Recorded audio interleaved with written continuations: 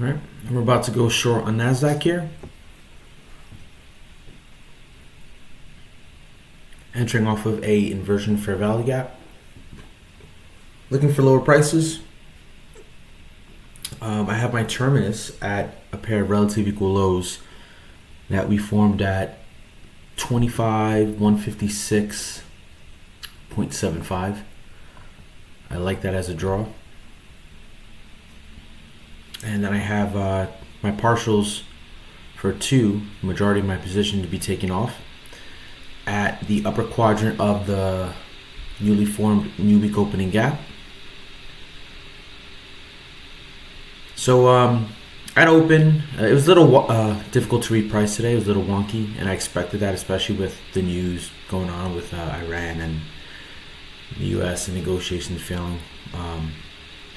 But we traded up during Asia after that massive gap, traded to the consequent encroachment, and then we, for example, that sell side low at open, 25,156 and 0.75, we didn't take that, and we immediately get this bullish run up. And to me, that's tomfoolery. That's just like, okay, we should have taken that low.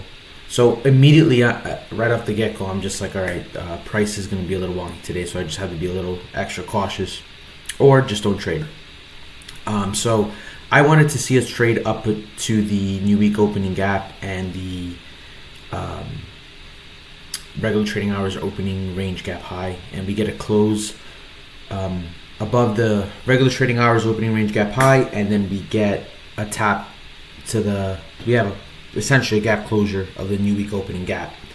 So I enter off that inversion fair value gap, and I was just looking for us to attack those relative equal lows that price left.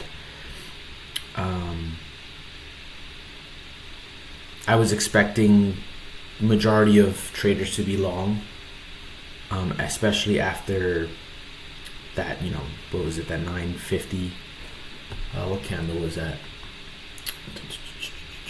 After that 948 candle, it was so aggressive. And I just wanted to see price structure before making a decision. I wasn't necessarily my bias wasn't bearish for the day. I was leaning more bearish, but I was kind of a little more neutral than anything else, just because of the climate that we're in. So right here, I want price. You see this reaction above that inversion fair value gap. So I don't want to see that. I wanted to see us reclaim that as a bearish fair value gap. Again, my risk is removed at this point. We're trading back up into a breaker. And look at this reaction that's coming up here. Boom. Right to the tick. That upper quadrant level gets booked, and we get our partial booked here. So now we're just looking to see what price does. I did not like that we have this long discount wick, and it's especially under that low that formed at 1019, right? I don't like that. What that is kind of telling me is that, all right, we just took sell side, and now we may attack the highs up near the new week opening gap high. So at this point, I'm looking at the lower time frames and like the 15 second and 30 second, and I'm seeing what it's telling me.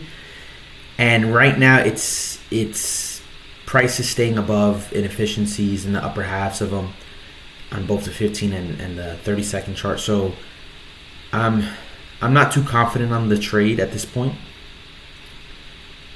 I would classify this trade as like a C plus B type setup. It wasn't my best. I entered on the PD array perfectly. I managed my risk very well. I took partials. So in that aspect, I did very well, but price structure was not like what I wanted to see. I mean, like I would have preferred us to turn that inversion fair value gap back to a reclaimed bearish fair value gap and dig into that upper quadrant, and then start to explore Monday, the regular trading hours opening range gap low, and hopefully work to those relatively equal lows. But we didn't get that, but it's all right. About to get stopped out here, and that's all she wrote. But so we made money. That's all that matters. We handled ourselves well. That's all she wrote. See you guys later.